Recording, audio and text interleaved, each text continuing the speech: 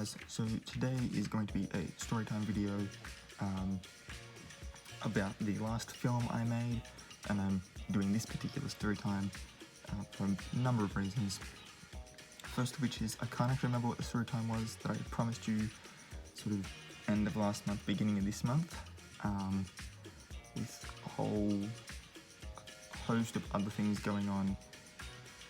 That slipped my mind completely what that video was going to be, so we're getting this instead. Another one is that I'm actually in the process of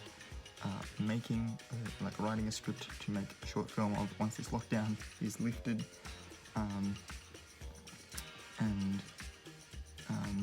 The other one is because with all of the uploading of the videos yesterday, like a full week's worth of videos yesterday, I didn't have time to actually sit down and film this one because I was too busy exporting and uploading and making thumbnails, and by the time I'd got them all up, I just wanted to, the last thing I wanted to do was to make another one and give myself even more in that particular line of work.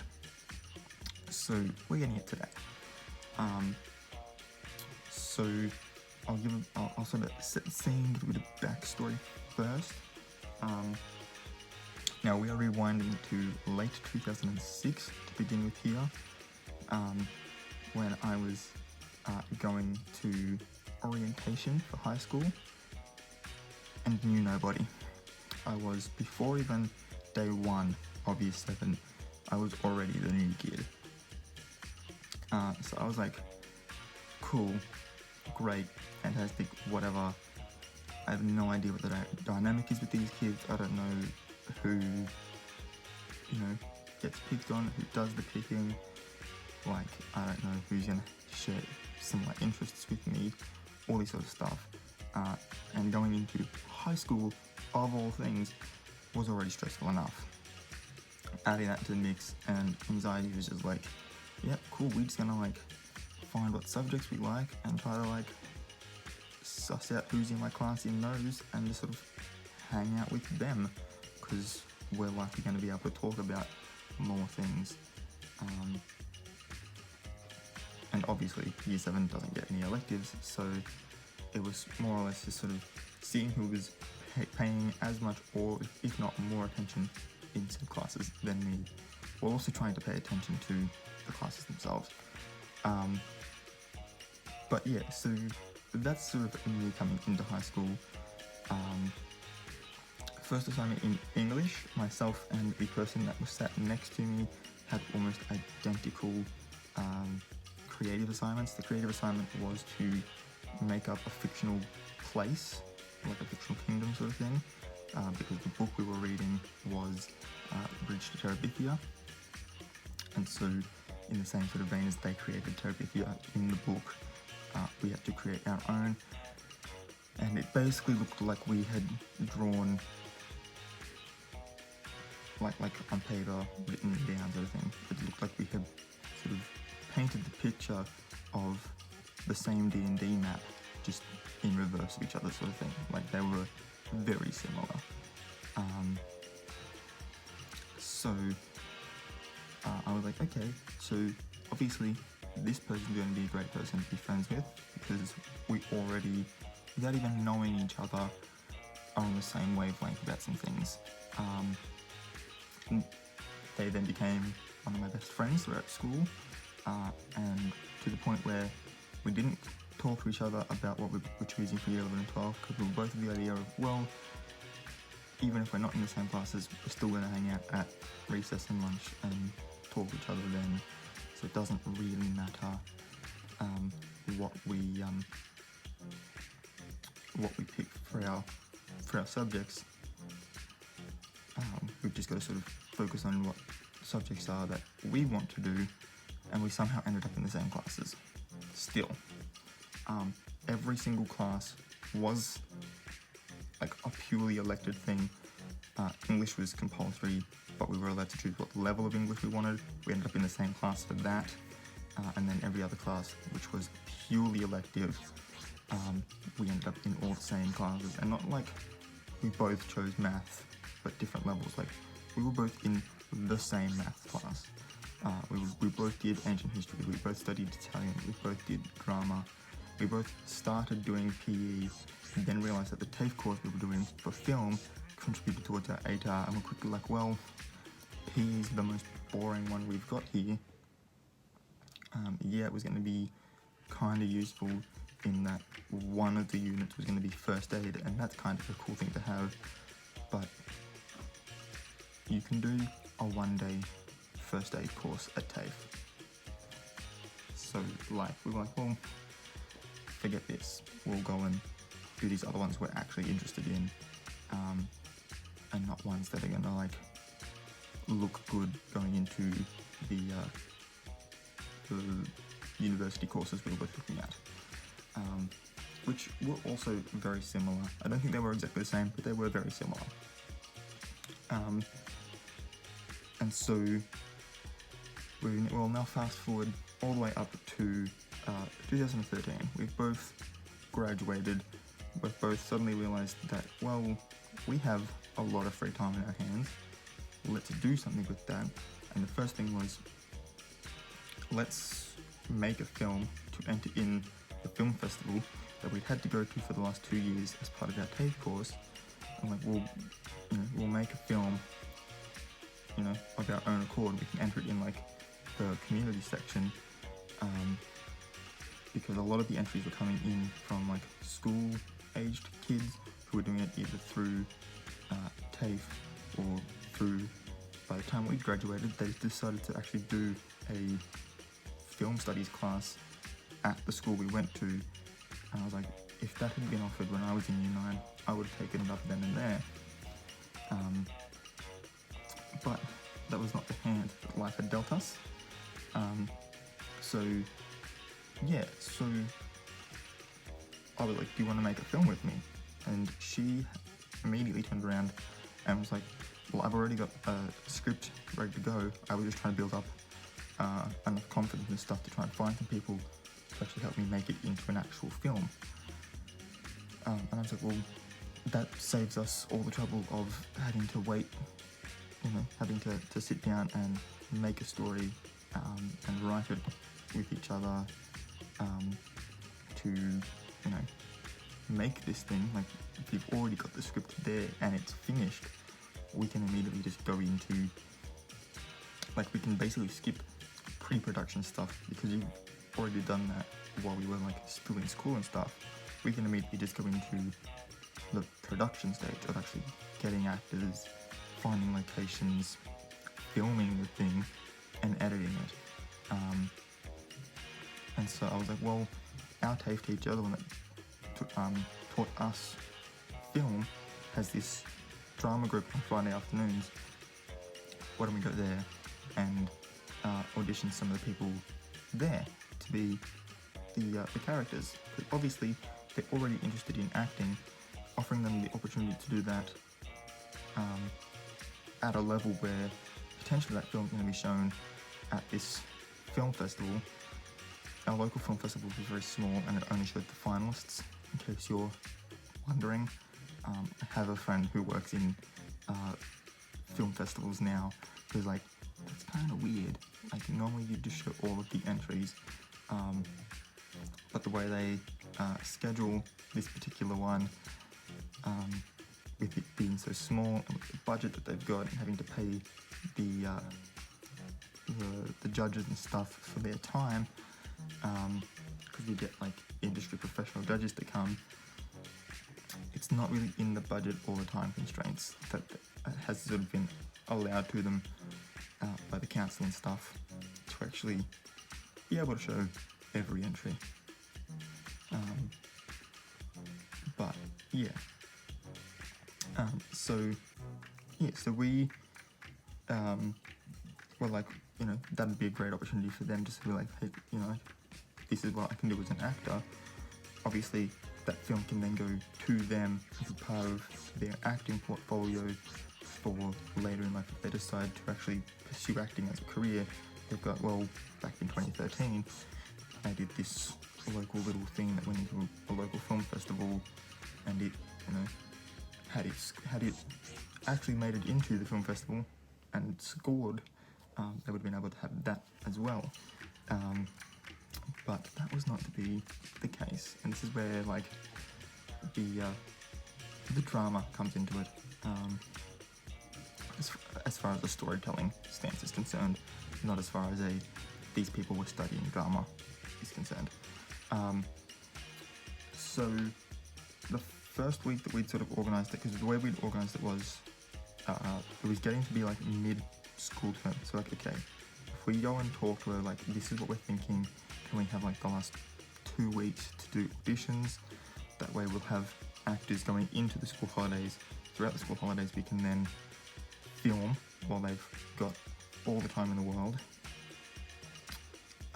So like within that first week we can film, within that second week I can edit, and then by first week next term we should have a physical copy that the class can watch, and be like, okay, cool, so like we all went through the auditions, and over the holidays they've made this thing that now we can actually see and it's tangible, just to sort of show them like the level of things. And she was like, our K teacher was like, that's a great idea, let's do it. So within the last 2 weeks, on that first week that we were going to go in to audition people, I had to go alone because she had some family thing come up, or it was she got sick or something. I can't entirely remember what it was, but I do vaguely remember, I vaguely remember that there was some important reason why she wasn't able to show up. It wasn't some stupid little thing. I do perfectly remember that she wasn't there the first week. And so I ended up having to go, okay, well, what are the top 3 things you want from this character? What are the top 3 things you want from this character? Of course, she told me early enough in the day that I was able to like write down myself some little notes for the actors and like the characters and stuff in the film. So going into the audition, I knew kind of what I was looking for, and I was able to play a little bit of banana custard with them, which if you're not someone who studied drama in high school, it's an improv game where you give your actor a set of lines to read through, and you give them a character to play that as. So for instance, a drill sergeant, or like your basic high school white girl, you know, like the, oh my god, so like playing up on the different stereotypes basically, and you give them this stereotype to play up while reading that line, and you go, okay, cool, now do this one, and you sort of jump from polar opposite to polar opposite, and the way I was going to do it was I was going to sort of, within my jumping around to opposites and stuff, was going to have it basically be, do this characteristic, fly into stereotype that was like the main characteristic, do that one, have them jump to something else, come back to a different stereotype within that list that I had, and sort of continue to come back to the list every second or third time around. And obviously I would pick one core characteristic for every actor that came up, so I was able to see sort of how they were able to portray what was essentially going to be that character. I basically whittled it down to like, I think it was 2 or 3 guys for, because there were only 3 roles. There was the main male protagonist, the main female protagonist, and one other side character that actually had lines. And so, yeah, so I was like, okay, so these 2 or 3 guys for this character, these 2 or 3 guys for this character, and we basically had saved the other character, who was supposed to be like a little girl, for the next week when the writer, my friend, was going to be there. So second week comes around, we go in. Now, in the industry, a film is referred to as the property of the director. That does not mean they own the scripts. That does not mean that they specifically own the character rights.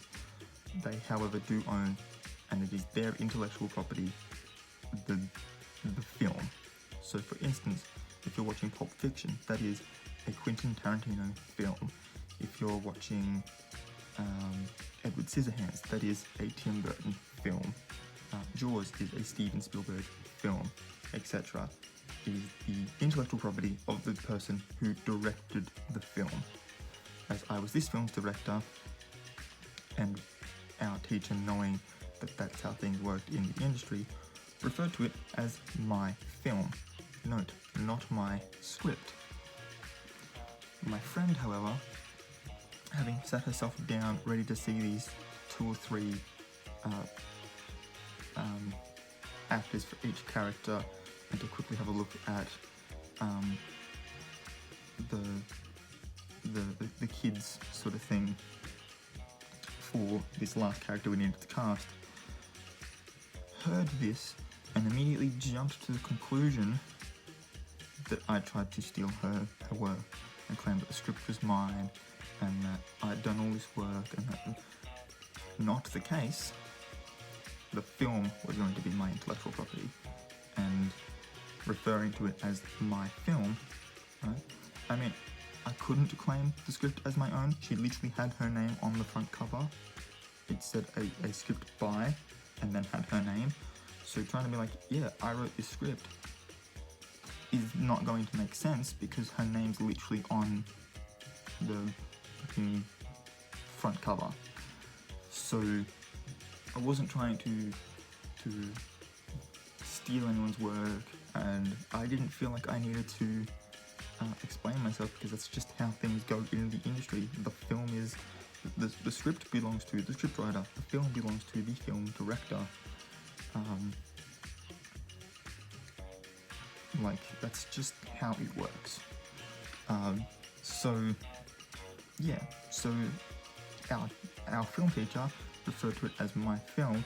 They heard my script, which is not what was said,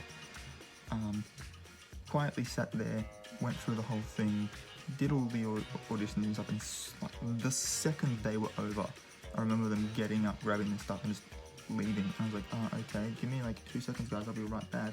When I was like, hey, what's going on? Like, what, like, are you okay? They turned around, had a massive freak out at me. It was biblical. And I was like, I didn't try to steal your work. You should know this. You studied film with me. That's just how things go in the industry. Like, the film is going to be mine. The script is still yours. Your name's on the front cover. How can I steal that? They, for whatever reason, didn't want to listen to reason. And I distinctly remember them saying, well, if you want that film so bad, have it, and stormed off. And that was the last time I ever spoke to them. They did not want to talk to me again. And I was like, wow, okay. Of all the things to end, my friendship with the person that I was closest to in high school, misunderstanding over how the film industry works was what did it. Obviously made all the more ironic by the fact that they actually studied film themselves and should have known this stuff. But yeah, that's how it went down.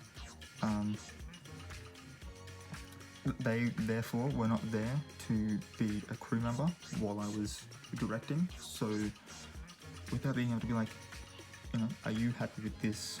Because I was more than willing to let them have a full hands-on creative, like, sort of director's note on the film itself and how it was directed and how the characters acted and stuff. Ultimately, I was going to be editing it myself, so if it came down to it, I was like, I understand that's how they wanted it to go, but this does, within context, make more sense. Without being able to do that, the end result was entirely all my directing and all the actors acting and stuff. So yeah,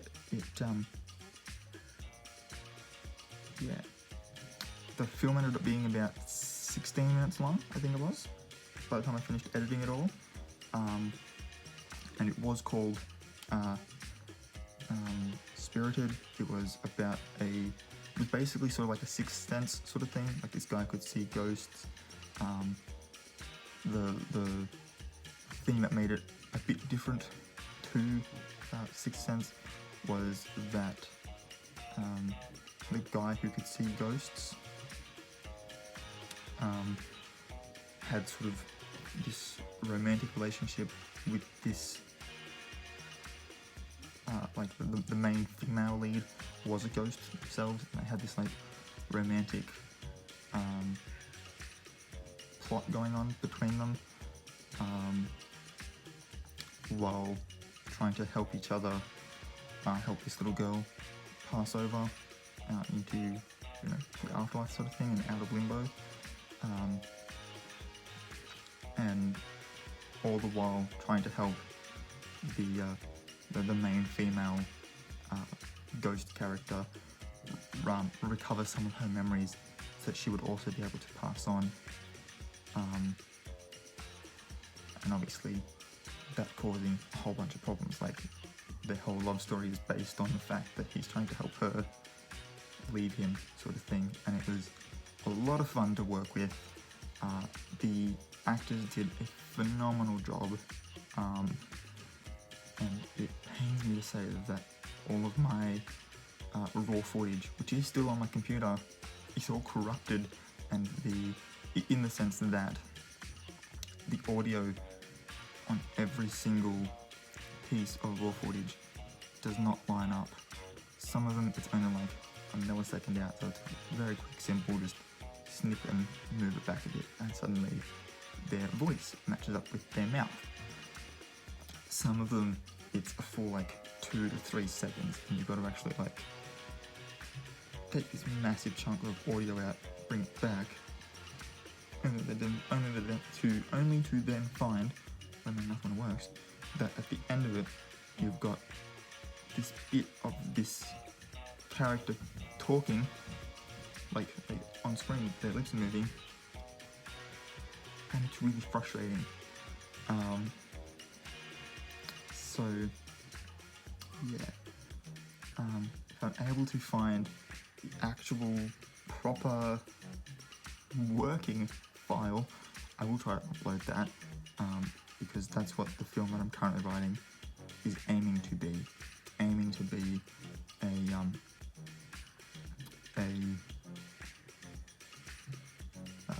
like a YouTube upload sort of deal. I'm going to be doing a whole lot of like behind the scenes sort of stuff, so once the script's finished I will sort of read through one of my favourite scenes out of it. Obviously it won't be like a key scene with like a key plot point, it'll just be like, I like this scene because of the character development or whatever, and I won't be like giving away massive spoilers for my own film sort of thing. But if all of that sort of stuff sounds like stuff you'd love to see, please give this video a thumbs up and hit the subscribe button and the notification bell as well, because that will obviously notify you when those videos go up. And yeah, let me know what your favourite film is in the comment section down below, and until next time guys, keep your head screwed on.